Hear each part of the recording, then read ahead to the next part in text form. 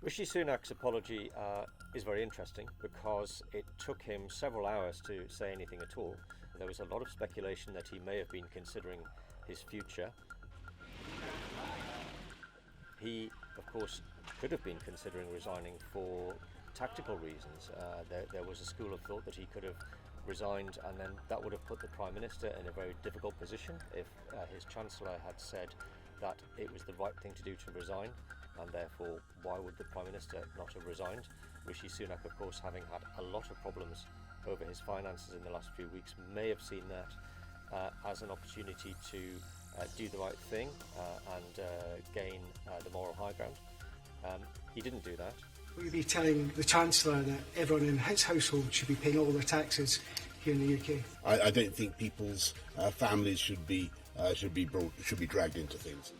Part of the problem with Rishi Sunak is that he feels quite hard done by. The fine that was issued, as we understand it, was over that birthday party in the Cabinet room.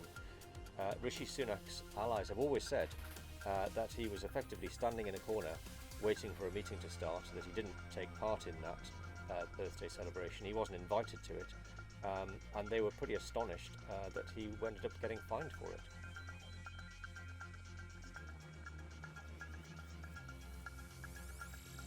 Rishi Sunak will feel that he's been caught up in something of a maelstrom that's been happening around him, which was not of his own creation.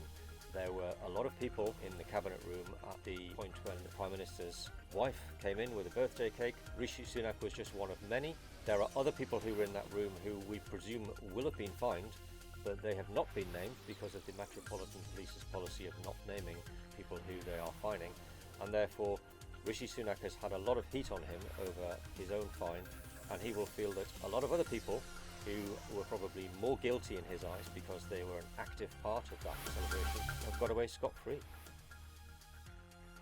No, I wasn't. I know people seem to think that I'm spending all my time staring out of this window behind me, but actually during this time I was working on all these things that we've just been talking about. Rishi Sunak had two choices. He could have resigned and gone to the backbenches and then waited for an opportunity to either challenge for the leadership or come back into the Cabinet, as has happened with other ministers in the past. The fact that he's not done that suggests that he feels can hang on at the Treasury, that perhaps things will change for him. We know that only a few months ago all the talk was of Boris Johnson being forced out and Rishi Sunak replacing him.